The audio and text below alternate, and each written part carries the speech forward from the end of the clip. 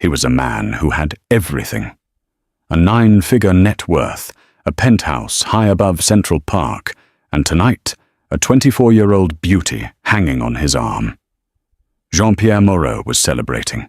He'd chosen l'Orangerie, a restaurant so exclusive it felt like dining in a bank vault. But as he scanned the room, his world tilted. His ex-wife, Karen, the woman he had discarded, was at the best table. She was radiant, vibrant, and visibly pregnant. The man she was laughing with, his hand resting gently on her arm, was James Sterling. The one man in the city whose cultural power Jean couldn't buy. In that instant, the hunter became the prey. The chauffeured Maybach purred to a stop before the discreetly marked entrance of l'Orangerie. The doorman, a stoic figure who had guarded this portal to the elite for 2 decades, moved with practiced grace. Jean-Pierre Jean Moreau emerged first, a name synonymous with ruthless private equity. Jean was a man sculpted by ambition. His suit was a bespoke creation from a Savile Row tailor whose name was only whispered.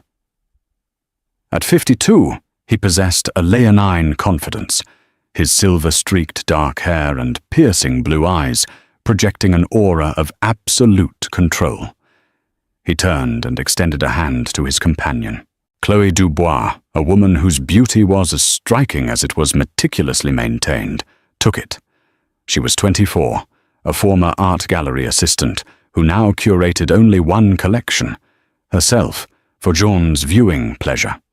Her dress, a shimmering sheath of emerald silk, clung to a figure honed by personal trainers and a diet of green juice and champagne. "Oh, Jean, it's divine," she breathed, her eyes wide as she took in the restaurant's opulent interior. L'Orangerie was less a public dining space and more a private club for the gods of finance and industry. Walls of dark, lustrous mahogany were adorned with original oil paintings. Each table was an island of intimacy, bathed in the soft glow of crystal chandeliers.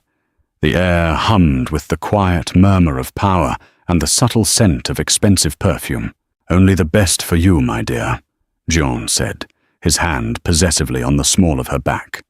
He navigated the room with the assurance of a man who owned it. He nodded curtly at a banking magnate here, offered a tight smile to a shipping tycoon there.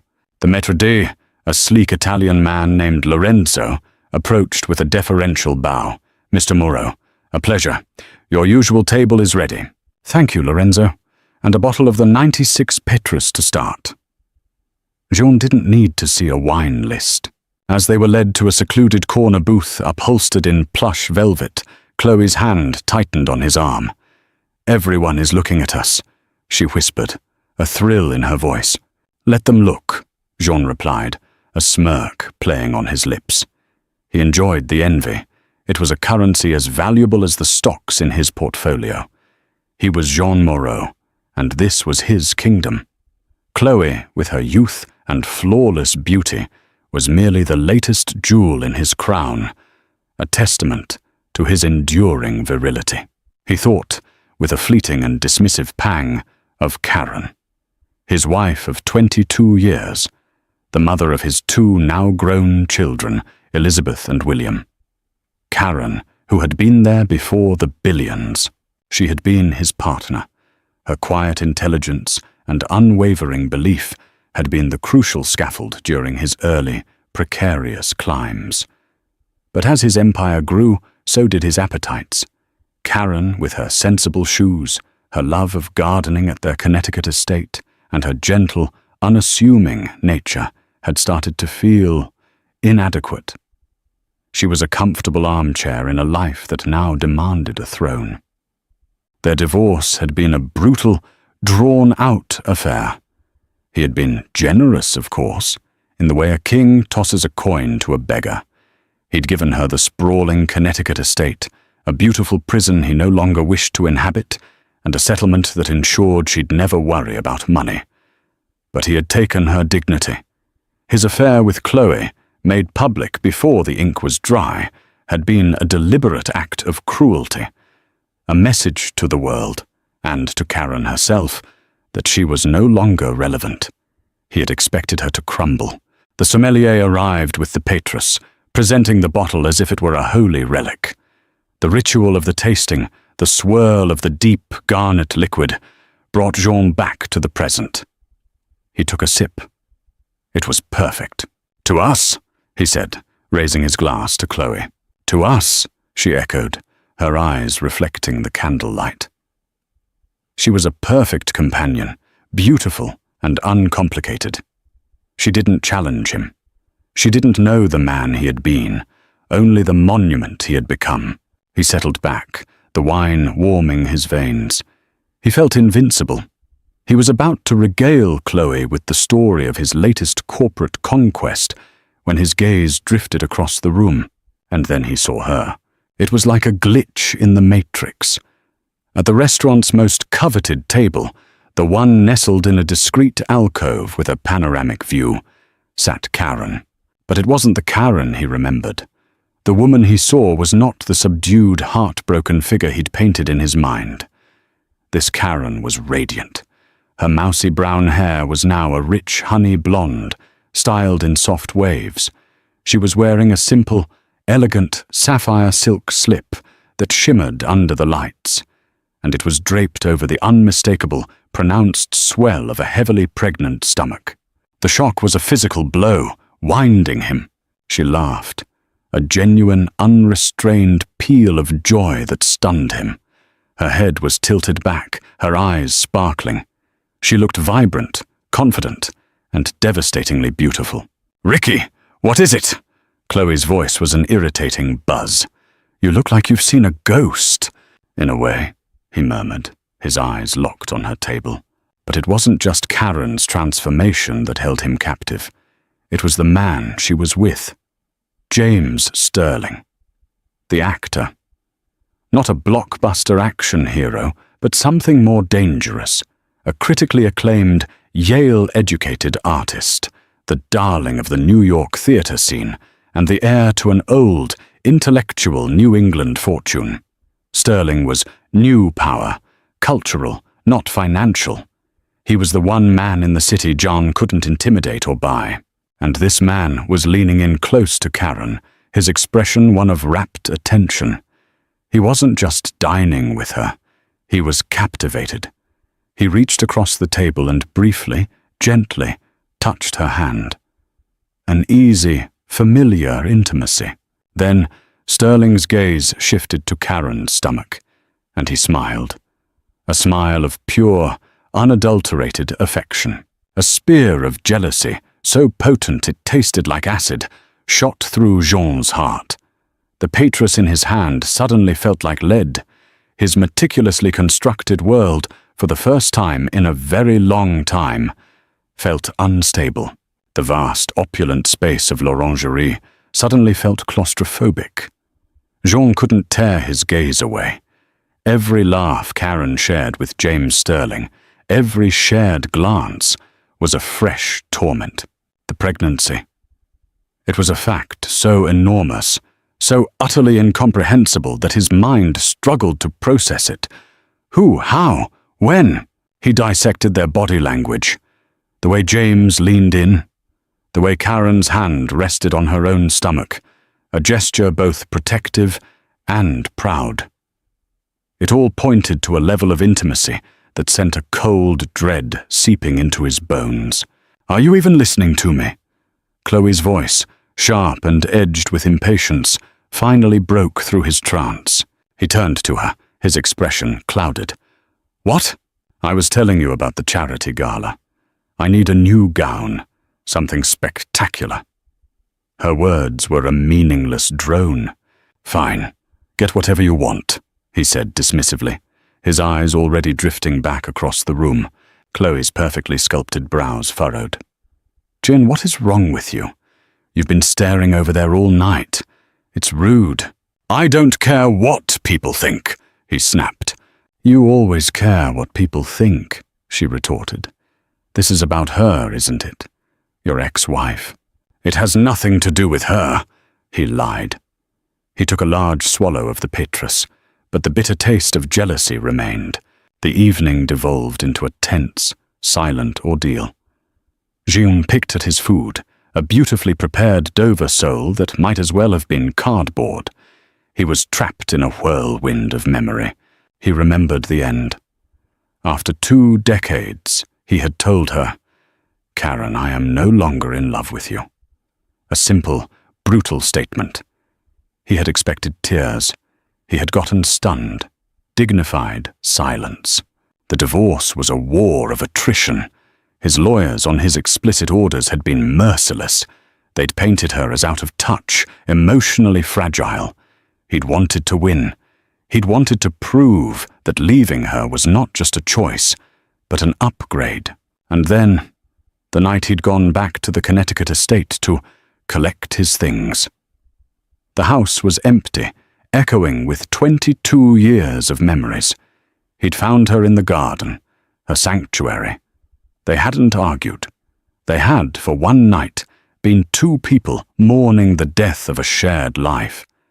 It had been confusing, desperate, and deeply sad. They had fallen into bed, a final, messy collision of grief and familiarity. The next morning, he had left, the divorce papers waiting on the kitchen counter. He had boarded a plane to St. Bart's with Chloe. He had never looked back, until now. His eyes darted back to her table. He did the math, his mind a cold, racing calculator. The divorce was finalized 8 months ago. The last night was 9 months ago. Oh God, the room spun. The baby. It couldn't be. It was impossible. She would have told him. A woman like Karen with her morals, her sensible nature. She would never keep a secret like that. But the woman across the room wasn't the sensible Karen he remembered. This was a different woman. A woman dining with a celebrity, glowing with a confidence he'd never seen. A new, more insidious thought crept in. What if it was Sterling's? The timeline was tight, but possible. The thought of her moving on that quickly, of another man, an actor, touching her, starting a family with her, was a physical affront. He felt a growing, irrational anger. How dared she be happy? How dared she move on, not just to a new life, a better one? It was a betrayal of the narrative he had written. She was supposed to be the tragic figure, the one left behind. Her happiness felt like a personal insult, a judgment on his choices. As if sensing his turmoil, Lorenzo the maître materialized at his elbow. "Is everything to your satisfaction, Mr. Moreau?" "Everything is fine, Lorenzo," John said through gritted teeth. But then a thought, cold and calculating, slipped into his mind. "Lorenzo, who is that gentleman with Mrs. Moreau?" He used her old name deliberately, a petty assertion of his past claim. Lorenzo didn't bat an eye. "That is Mr. James Sterling, sir, the actor." "I know who he is," John said impatiently. "Are they regulars?" "Mr. Sterling dines occasionally. The lady, she has been in with him a few times over the past several months." Several months. This wasn't a first date. This was a relationship. The walls of his self-assurance began to crumble. The inevitable moment arrived. Karen and James Sterling had finished their meal. As Sterling settled the bill, discreetly with a black card, Jean noted with a strange pang of rivalry. Karen rose from her seat. Her movements were fluid, graceful even with the burden of her pregnancy. She smoothed down her sapphire dress and turned her gaze, for the first time that evening, across the room. Her eyes met Jean's. For a heartbeat, the world stopped. The ambient noise of the restaurant faded. He saw a flicker of surprise in her eyes, a brief, unguarded moment of recognition. But it was quickly replaced by something else, a cool, unreadable composure. There was no pain, no anger, no lingering affection. There was nothing. It was the calm, polite neutrality one might afford a distant acquaintance. And that, more than any outburst or accusation, was what truly gutted him. She gave him a small, almost imperceptible nod, a gesture of cool acknowledgement before turning her attention back to James, who was now standing beside her. James placed a light hand on her back, a gesture both protective and proprietary. He began to guide her towards the exit. Their path would take them directly past Jean's table. The air crackled. Jean's heart hammered against his ribs. He felt a primal need to say something, to do something, to shatter that composure and force a reaction. Chloe, sensing the impending collision, sat bolt upright, her eyes wide, a spectator at a drama she was only just beginning to understand. As they drew level with the booth, James Sterling paused. He was taller than Jen remembered from films, with an air of quiet intensity. He turned his head and looked directly at John, his expression calm and steady. "Moreau," he said. His voice was even, devoid of any discernible emotion. Not Mr. Moreau, not Jean, just Moreau. It was a simple acknowledgement, yet it carried the weight of a gauntlet being thrown down. Jean, caught off guard, could only manage a curt nod in return. "Sterling." Karen's gaze followed. She looked at June. Then her eyes flickered for a fraction of a second to Chloe, taking in the crimson dress, the youthful face, the whole tableau of his new life. A ghost of a smile, enigmatic and faintly amused, touched her lips. "Jean," she said. Her voice was as smooth and cool as polished marble. It was the first time she had spoken his name in over a year. The sound of it from her lips was both foreign and painfully familiar. Then she turned and walked away, her head held high, leaving a trail of expensive perfume and shattered assumptions in her wake. James Sterling gave Jean one last long look, a look that was both a challenge and a dismissal, before following her. Jean sat frozen. The king was still in his castle, but his walls had been breached. He looked at Chloe, but saw only a pale imitation of the woman who had just walked out of his life for a second time. "Well," Chloe said, breaking the heavy silence, her voice dripping with a newfound sarcasm. "That was educational." Richard didn't answer. He was watching the door through which Karen and James had disappeared, a cold, terrifying thought solidifying in his mind. He hadn't just lost a wife. He had lost a war he hadn't even known he was fighting. The shock was now hardening into something far more dangerous, a burning, obsessive need for retribution.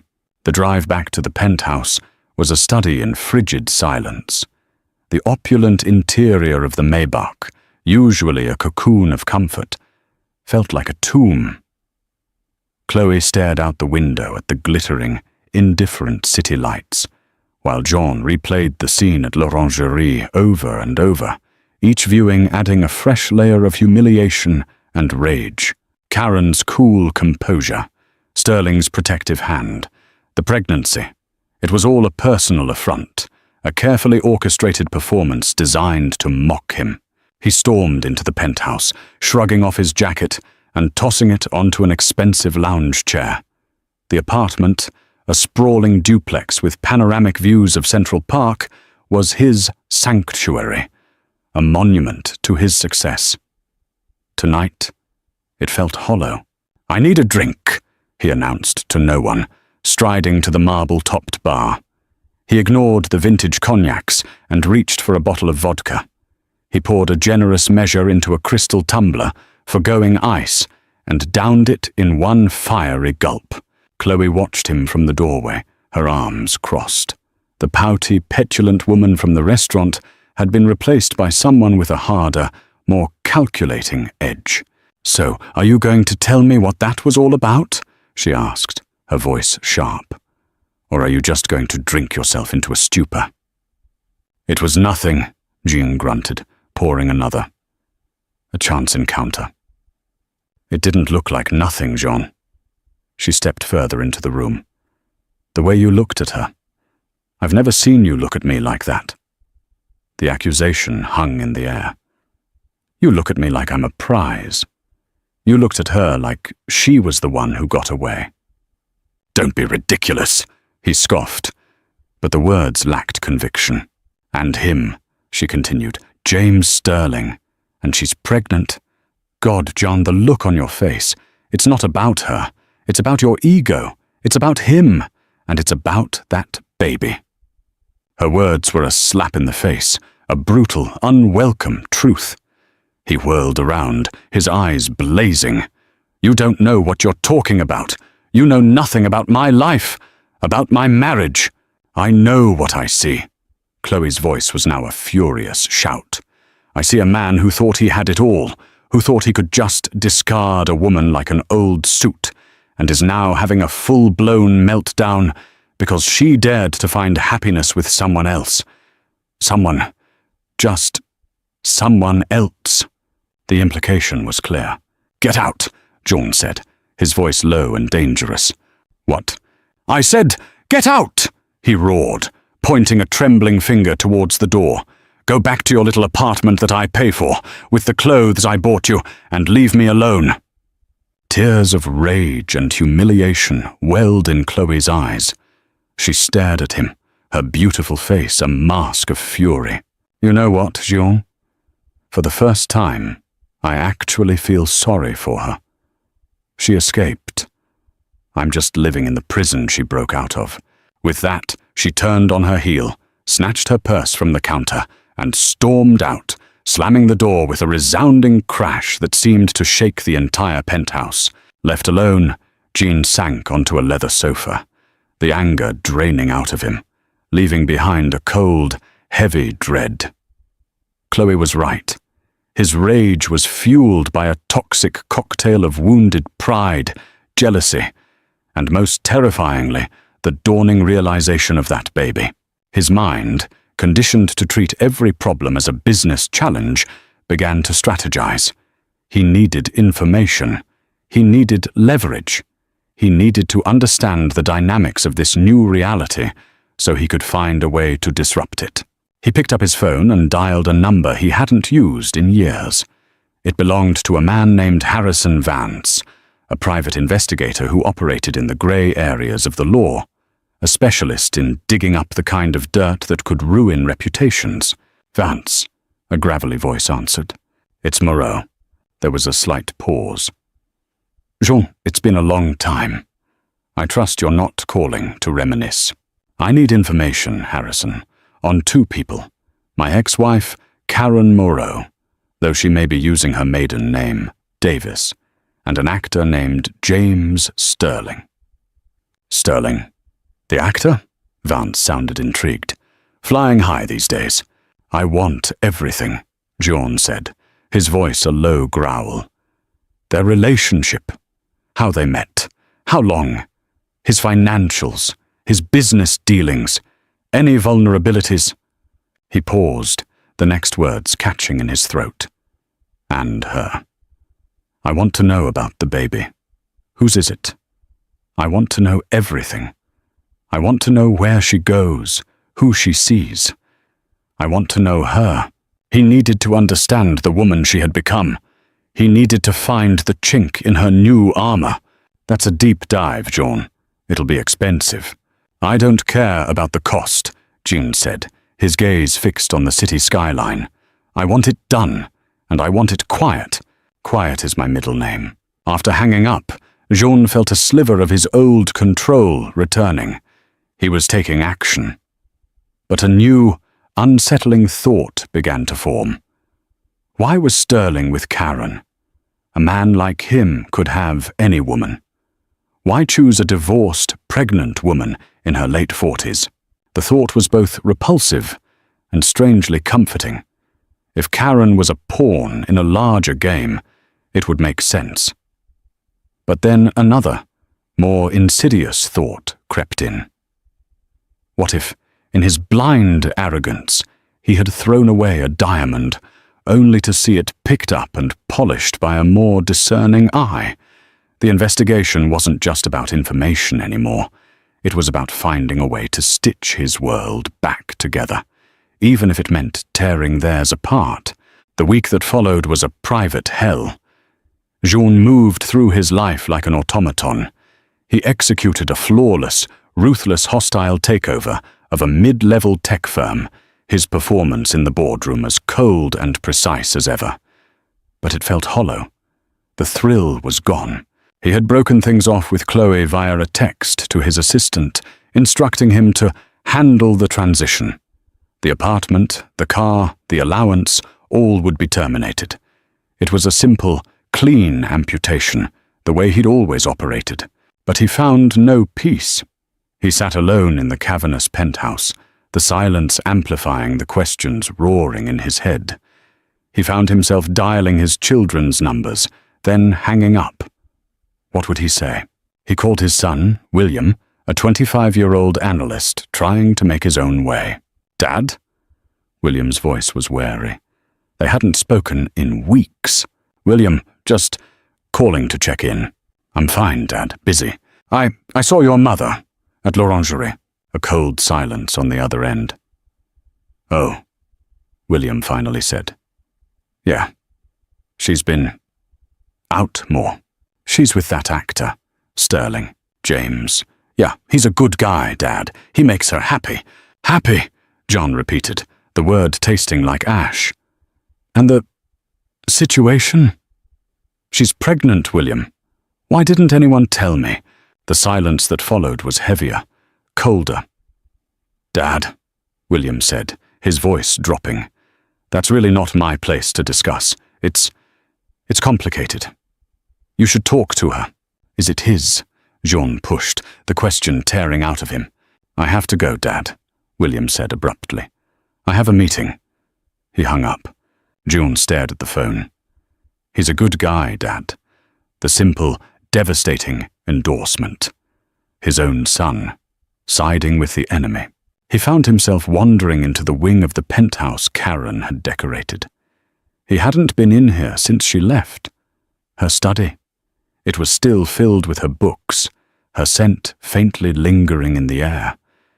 He had been so eager to erase her, yet he had left this room untouched, a museum to a life he'd torpedoed. He poured another vodka, the ice clinking in the silence. He was a man who hated variables. He hated unknowns. And Karen, James, and this baby were a blinding, terrifying unknown. His anger was a shield, protecting him from the more vulnerable emotion lurking beneath. Fear. Fear that he had made a catastrophic mistake. Fear that he wasn't just losing a game, but that he'd already lost, and this was just the victory lap for the other side. He remembered her at 30, her face bright with intelligence as she edited his business plans, her quiet confidence the bedrock he'd built his empire on. He remembered her at 40, the lines of exhaustion around her eyes as she managed his volatile ego, their children's needs, and the demands of their public life. And he remembered his own casual, brutal dismissal of her worth. "You don't understand, Karen. This is a different league now. You're not built for it." He had seen her practicality as a weakness, her integrity as a lack of imagination. Now, that same woman was radiating a power he couldn't comprehend on the arm of a man who represented everything he wasn't: cultured, respected, admired. He needed Vance's report. He needed a weapon. He needed to find the lie in her new, perfect life. Because if it was all true, if she was genuinely happy, if she was pregnant, if she had moved on, then what did that make him? He was no longer the victor. He was just the man who'd been left behind. The thought was so intolerable, he threw his crystal tumbler against the wall, the sound of shattering glass echoing the state of his own fractured certainty. He was a king in an empty castle, and the ghost he thought he'd banished was now laying siege. A week after the call, a plain manila envelope arrived at John's private office. Inside was a slim USB drive and a single-typed message, Installment 1, HV. John dismissed his secretary, locked his office door, and slid the drive into his laptop. The screen populated with files, surveillance photos, financial reports, and a detailed summary. His heart pounded. He clicked on the summary for Corin first. The report confirmed she hadn't crumbled. She had sold the Connecticut estate within a month of the divorce, a move that stunned June. He'd seen it as her gilded cage, her consolation prize. She had clearly viewed it as a link to a past she wanted to sever. She had moved into a, still very expensive, brownstone in Brooklyn Heights, but the money trail was not what he expected. She hadn't gone on shopping sprees. Instead, Vance's report detailed the creation of a small, anonymous foundation called the Second Act Fund, dedicated to providing grants and mentorship for women over 40 re-entering the workforce. The photos were not of a lonely woman. They showed Karen in boardrooms, at a university podium, and laughing in a sunlit coffee shop with other women. She looked poised, engaged, and purposeful. The radiant woman at l'Orangerie was not an anomaly. It was her new reality. Then, the connection to James Sterling. They hadn't met at a gala. They'd met at a fundraiser for the Brooklyn Academy of Music. Sterling was a major patron. Karen had been invited by a board member who was an early supporter of her foundation. According to Vance's sources, Sterling had been immediately captivated by her passion and intelligence. Their first date had been a walk across the Brooklyn Bridge. Vance's report stated, "The relationship appears to be genuine, built on mutual respect and shared interests. Sterling is a frequent visitor to her brownstone. They are, by all accounts, a committed couple." Jean's stomach soured. This wasn't a sordid affair or a power play. It was a partnership. He clicked on the file for James Sterling. The financials were, as expected, significant but old. His wealth was in trusts and legacy holdings, not in the liquid, aggressive assets Jean controlled. Sterling wasn't a shark. He was a blue whale, moving in different waters. But Vance had dug deeper, and there he found something. Sterling was in the final stages of pre-production for his directorial debut, a film he had also written. It was a passion project, years in the making. The title, The Golden Leash. The film was a scathing critique of a charismatic, sociopathic Wall Street financier who destroys lives for sport, all while maintaining a perfect public image. Vance had, through contacts, managed to acquire a summary of the script. Jean read it, his blood turning to ice. The villain wasn't just like him. It was him. The way he talked, the deals he made, a specific reference to a hostile takeover Jean had orchestrated in 2018. Even the villain's habit of smoking a rare, specific brand of cigar that Jean favored. It was unmistakable. This was a coordinated, public execution. Sterling was using Karen's pain, her stories, to build his masterpiece. Then, Jean clicked the final file, the one marked KM Medical. It was brief, clinical, and devastating. Vance had accessed her medical records. Patient, Karen Moreau Davis, DOB. Physician, Dr. Elena Ruiz, Park Slope, Women's Health. Service, 12-week prenatal ultrasound. S10, due date. Jean stared at the date.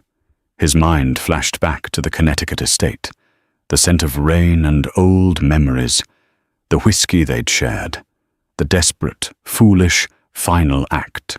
He did the calculation, once, twice. There was no doubt, no ambiguity. The baby was his. A tidal wave of emotions crashed over him. Rage, white-hot and blinding. Betrayal, sharp and cold. And something else, a terrifying, possessive ownership. She had known. For months, Karen had known she was carrying his child, his heir, and she had said nothing. She had, instead, paraded her pregnancy in front of him in a restaurant, on the arm of another man. A man who was simultaneously preparing to crucify him in public. The narrative in his head snapped into focus. This wasn't a romance. This was a conspiracy. Karen and her new lover were playing a long, dark game. They were using his child, his legacy, as a weapon against him. The hunter was no longer the prey. The hunter was at war. Jean's paralysis evaporated, replaced by a cold, surgical fury. He was no longer the humiliated observer. He was back in his element. The battlefield. He saw the entire conspiracy laid bare. Karen, the wounded wife, feeding stories to her new lover. Sterling, the artist, using that pain to build his reputation, to launch his new career as a director. And the baby? The baby was the ultimate leverage, the biological trump card they hadn't played yet. "They want a war," he said to the empty office. "They'll get a war." His mind, conditioned for decades to treat every problem as a hostile takeover, began to strategize. He couldn't attack Karen directly. The optics of going after a pregnant woman, his ex-wife, were terrible.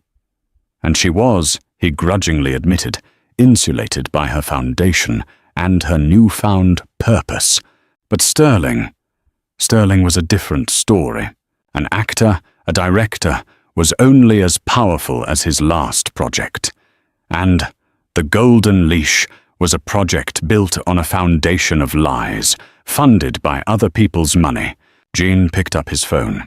His first call was not to a lawyer, but to David Chen, his head of corporate strategy, a man with a mind as ruthless as his own. "David," Jean said, his voice hard as steel. "I have a new project for you. Off the books. I need you to find out who is financing an independent film titled The Golden Leash. Director, James Sterling." "An actor, sir?" David sounded confused. "He's a problem I need to solve," John said. "I want a full breakdown of the investors. Private equity, hedge funds, Hollywood studios, individuals. I want to know who they are. And more importantly, what leverage we have over them." "Leverage, sir?" "Find a connection, David. Do they have loans with us? Are we in a competitive space with them? Do they have a project they need funded? Find me a vulnerability. I want to squeeze them until they drop this film." His next call was to his top corporate lawyer. "I need you to look at my divorce settlement, specifically the non-disclosure and non-disparagement clauses. My ex-wife is in violation. She is actively participating in a public smear campaign." His third call was to Harrison Vance. "Vance, the report was illuminating. I need you to keep digging on Sterling. I don't want his financials. I want his dirt.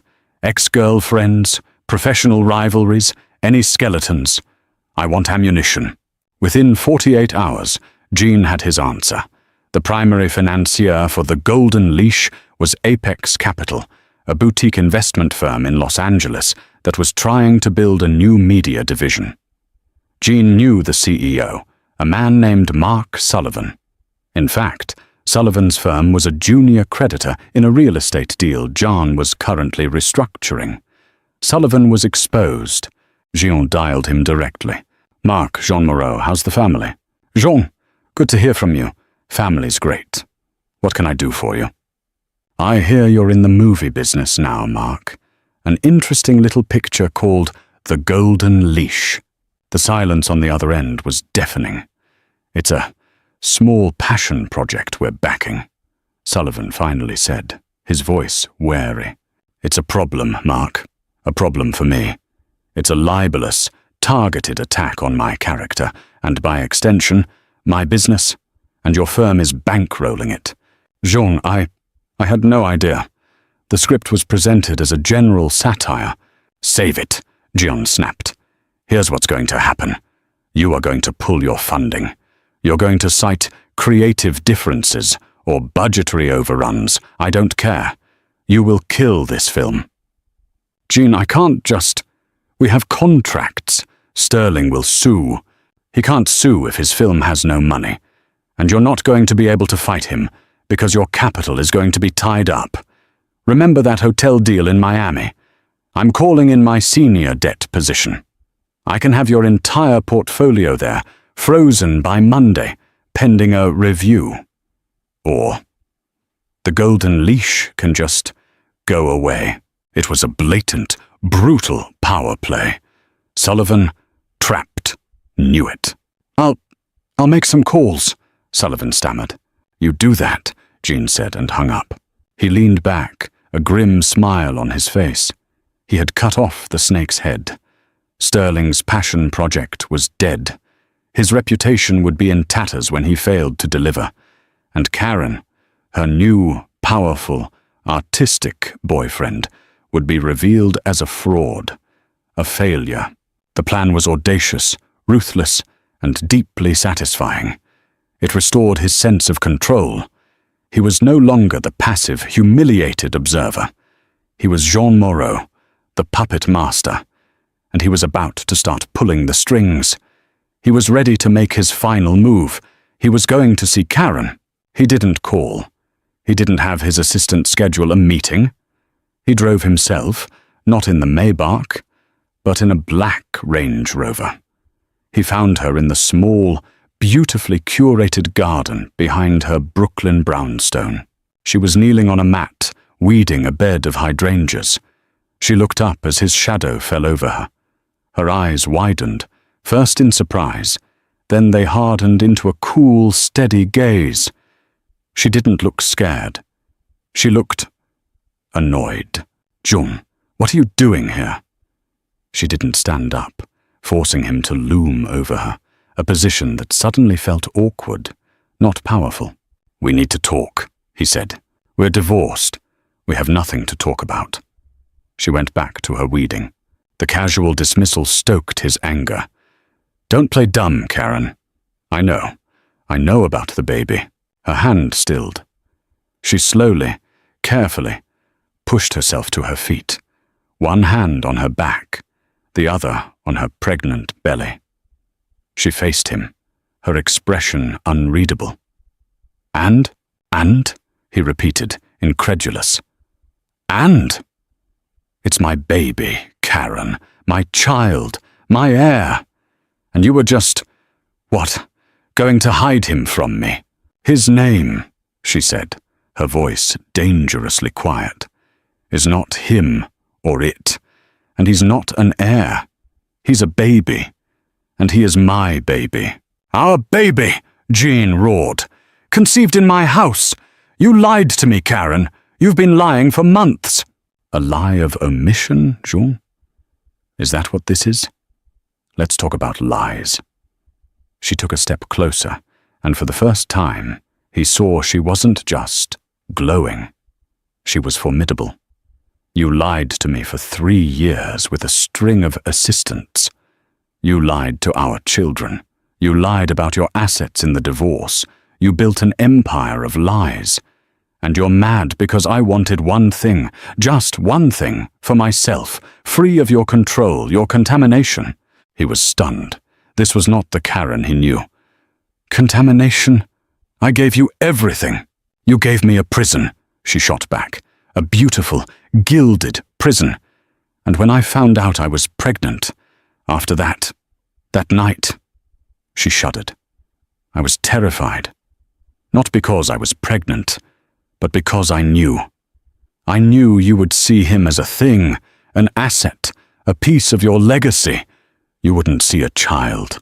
And I was right. And what about him? John sneered, changing tactics.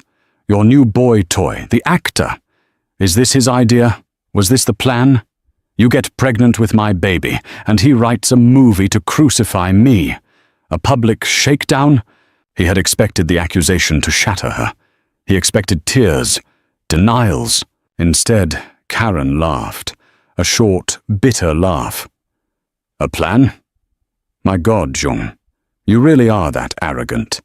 You think the world revolves around you. She stepped past him, towards the house. You want to know the plan? I met James 2 months after I found out I was pregnant. I was alone, and I was terrified. He was kind. He listened. He treated me like a person, not an object. He's not using me, Jung. He's protecting me. From you. And the movie? Jean pressed, following her. Don't lie to me. He's using my life. He's using you. Karen turned at the doorway. Her eyes were clear and cold as ice. He was writing The Golden Leash for 2 years before he ever met me, Jean. It's about his own father, another king who destroyed his family. The blood drained from Jean's face. It's true, she continued. When I told him my story, he saw the parallels. But he's not attacking you because of me. He was drawn to me because I had survived the very monster he'd been trying to expose his whole life. You're not his target, Jean. You're just a cliché. You're the poster child for a whole generation of broken, empty men. And the Golden Leash? It was never about you. It was the ultimate reversal. Not a conspiracy. Just a coincidence. He wasn't the villain of Sterling's story.